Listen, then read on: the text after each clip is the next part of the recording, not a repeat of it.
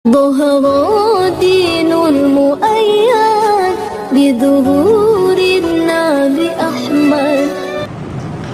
Di dalam Al-Quran itu banyak kalimat sindiran. Jadi orang kalau cerdas itu berpikirnya begini, cadar itu tidak ada dalam Al-Quran, perintah untuk bercadar. Tapi Allah melaknat perempuan yang mana gelang kakinya terdengar.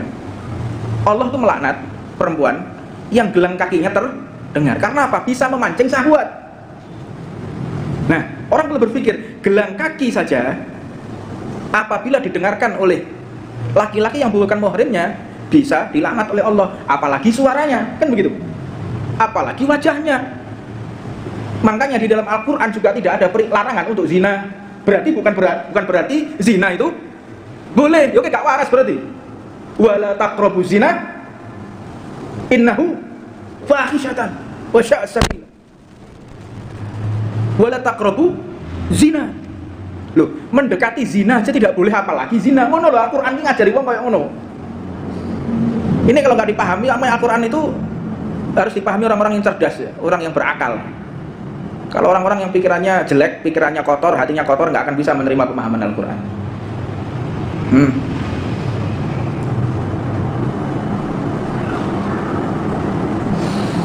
La ilaha illallah Muhammad Rasulullah. Dan banyak kalimat-kalimat sindiran yang lain di dalam Al-Quran. Dan banyak terjadi kontradiksi di dalam Al-Quran. Orang mempelajari Al-Quran pun tidak boleh langsung dengan tekstual, langsung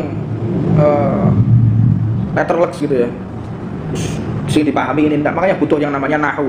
Belajar Al-Quran butuh nahu, butuh tafsir, ada ilmu tafsir. Hanya orang yang ahli tafsir yang ngerti. Kayak siapa? Gus Baha, ya, mufassir, alim, alamah. Mudah-mudahan diberikan panjang umur oleh Allah Subhanahu wa taala. Aku gak mungkin, fan saya bukan di tafsir. Aku sedang di sirah. Ya, jadi orang itu harus tahu diri. Kalau dia bukan fuqaha, jangan menjelaskan fikih kecuali dia memang benar-benar mempelajari fikih untuk diajarkan. Kalau dia bukan ahli tafsir, jangan berbicara soal masalah. Kalau dia bukan mufassir, jangan masalah tafsir. Kalau dia bukan muhaddis, jangan berbicara soal hadis yang dia mampu. Kayak aku gak awakmu belajar pas-pasan gini wae. Orang kalau berbicara bukan pada bidangnya mumet Pak sing ngrungokno. Kayak contone sampean lek ngene majelis taklim Ridwan. Ono sing bagian nyekel jedor. Ono bagian nyekel rebana. Ono sing bagian nyekel apa itu? Calte itu, darbuka. Ono sing gosida, ono sing ceramah. Iki lek sampe kualek buyar iki acara iki. Sing nyekel darbuka kon ceramah ya mumet. Aku sing biasa ceramah kon nyekel darbuka ya ajur majelis iki. Enggak bisa. Jadi harus pada tempatnya. Oh, ini bahasa darbuka. Oke, dibuat susunan majelis ini agar kita semakin tertata, hidup itu tertata. La ilaha illallah. Makanya orang kalau adzan, kalau qasidah, adzan, qasidah, iku lek iso suarane sing enak. Ojo adzan qasidah kaya apa jenenge sing ditabohi, Pak. Sing ngrungokno sumpek, Pak. Saya pernah satu kejadian ya, ada orang mau masuk Islam. Iki kancaku iki. Ono kancaku Cina. Mbak motor ngobrol mbak 2 jam. Yang ini apa, Bro? Ini, oh, Bro, kancaku kuliah. Panjang lebar komunikasi sama saya. Gimana Islam tuh begini, udah seneng. Islam tuh profesional Islam itu. Di antaranya apa? Orang itu sholat 4 rakaat, ada namanya marhalatain atau 2 marhalah, baru boleh qashar. Gimana? Harus 2 marhalah atau 87 km. Oh, ada radiasinya ya. Ya, radiasi 87 km keluar dari kota baru boleh qashar. Terus dia cerita, terus masalah ini fikih, bagaimana namanya fardhu tahuren, sholat dengan tanpa wudu, tanpa tayamum. Oh, cerita panjang lebar masalah fikih. Jadi profesional itu Islam itu. Sholat itu boleh nggak pakai baju, boleh telanjang, boleh. Ketika kapan? Dalam penjara, di tempat yang sempit, tempat yang gelap, bajunya najis semua, dia telanjang. Bagaimana? Boleh sholat dalam keadaan telanjang, hormatul waqt. Jadi tidak ada alasan untuk meninggalkan sholat. Boleh kayak gitu. Sholat dalam keadaan telanjang. Atau sholat di tempat yang tidak ada debu, tidak ada air, fardhu tahuren. tanpa wudu, tanpa tayamum. Boleh. Oh, panjang lebar. Aku bersyahadat. Saya mau syahadat. Alhamdulillah. Sawan mampir masjid. Ayo syahadat untuk masjid aja. Jadi desa. Sekarang aja enggak, nanti aja di masjid biar tambah mantap hatiku. Jadi orang itu tidak boleh menunda syahadat ya. Kalau ada orang berpendapat saya mau syahadat, yakin bahwa dosa sampean, mengundur waktu ketidak'imanannya kepada Allah Subhanahu wa taala. Ya dia mati ya, apa? Siapa yang bisa menjamin kalau dia 1 detik, 2 detik, 10 menit, 20 menit dia masih hidup? Siapa yang mau jamin? Kalau sampai orang sudah minta kepada kita syahadat, kita tidak segera untuk mensyahadatkan, kalau mati kita tanggung jawab di depan Allah Subhanahu wa taala. Enggak main-main. Karena syahadat itu syahadat no. Sampai ikhlas. Kesuwen, enggak usah ikhlas-ikhlasan. Syahadat itu syahadat no. Ya, syahadat sudah. Jangan ditunda orang minta, karena iblis tidak akan rela orang yang akan masuk Islam. Udah syahadat. Ayo siapa saya gak tunjuk masjid tengok. Ya wis ngenteni sembahyang pas. Ngenteni. Lah kok saya ngadan niku mau. Allahu Akbar, Allahu Akbar. Mbok mati yang. Jadi iki Islam gak sido Islam. Enggak jadi masuk Islam. Gara-gara krungu adzan kok ngene iki. Makane lek wis swara gak enak ojo dadi muadzin. Anda akan merusak namanya Islam. Innallaha jamilun yuhibbul jamal. Allah itu indah dan mencintai keindahan. Di wong Islam ya wong kafir itu beda. Wong Islam ku resik-resik. Sarunge, bajune resik, toto, urip itu tertata orang Islam. Kalau berpakaian juga kelihatan mana muslim mana tidak, itu kelihatan. Mana kalau saya sudah tidak bisa membedakan mana Islam mana tidak secara fisiknya, berarti ada kemunafikan dalam hatinya. Orang Islam kalau sudah tidak tampak keislaman di wujud raganya ini, Anda ada kemunafikan dalam diri Anda. Kalau sesama Islam tidak bisa mengenali kalau Anda itu orang Islam, munafik Anda. Bedakan cara berbicaranya, bedakan cara sosial di masyarakatnya, bedakan parasnya, bedakan bajunya, bedakan kita dengan orang-orang yang tidak beriman kepada Allah Subhanahu wa taala. Kadang kumpul mbek kanca lho setahun, iki Islam kok gak ngerti, Pak. Bacot ini. Sembayang ya ora. Tapi lek ngomong ya alhamdulillah ya bismillah ya. Iki Islam kok gak percaya sini, gak ngerti. Ya Allah, astagfirullahaladzim. Nah, kita harus paham betul Rasulullah itu kemana-mana bawa cermin. Nabi Muhammad SAW.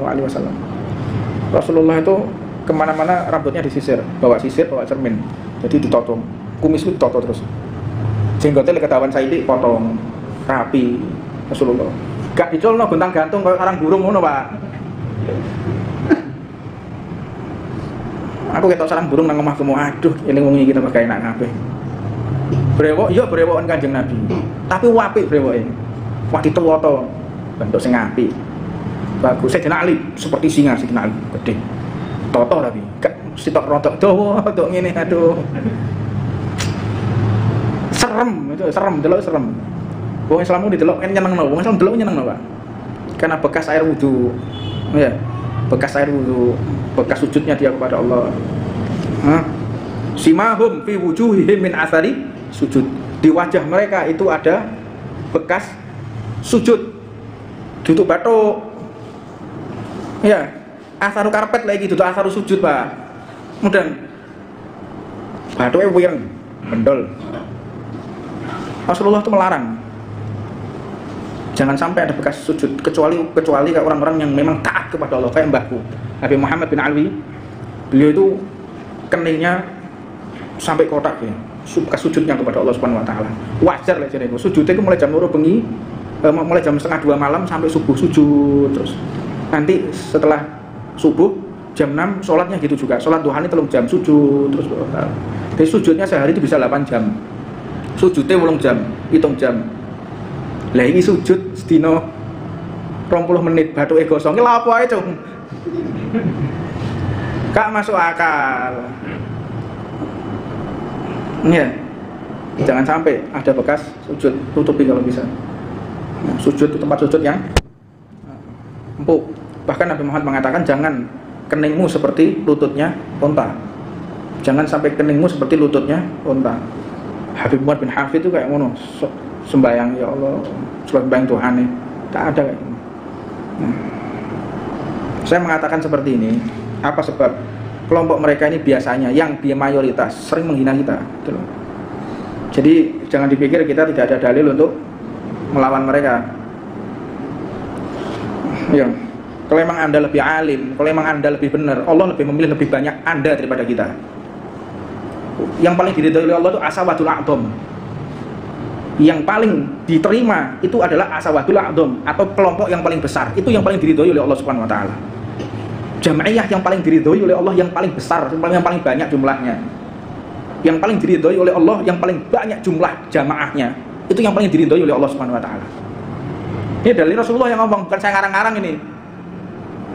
Jadi kalau Anda merasa lebih benar, justru jamaah Anda harusnya lebih banyak, bukan jamaah kita. Benar apa enggak? Kayak gitu, orang tuh mikir kayak gitu. Aman ada yang lebih besar daripada Ahlus Sunnah? Tidak ada, Ahlus Sunnah yang paling besar.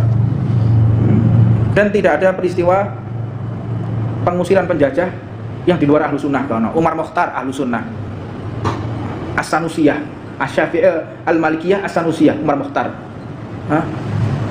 Sultan Hamid, termasuk Ahlus Sunnah. Semua pejuang Islam adalah Ahlus Sunnah, termasuk yang mengusir penjajah. Dari kalangan mereka yang bukan Ahlus Sunnah yang mengusir penjajah Belanda ini ada apa enggak? Tidak ada. Di Ponorogo Ahlus Sunnah, Imam Bonjol Ahlus Sunnah, para pahlawan nasional yang Islam Ahlus Sunnah semua. Golongan mereka anti tahlil, anti maulid, seneng maulidan kabeh iku. Makanya kemarin itu ada orang nulis, apakah Nabi Muhammad pernah memperingati maulidnya? Goblokmu lho. Astagfirullahaladzim, mencaci maki maulid. Anda mencaci maki maulid, merendahkan maulid, seolah-olah Anda tidak senang dengan kelahiran Rasulullah SAW. Ini bisa saya sampaikan karena waktu yang terbatas. Mudah-mudahan nanti setelah majelis ini kita akan adakan tanya jawab. Jadi kontrol jamaah yang masih mau meneruskan belajar, karena waktu terbatas, kita akan adakan tanya jawab setelah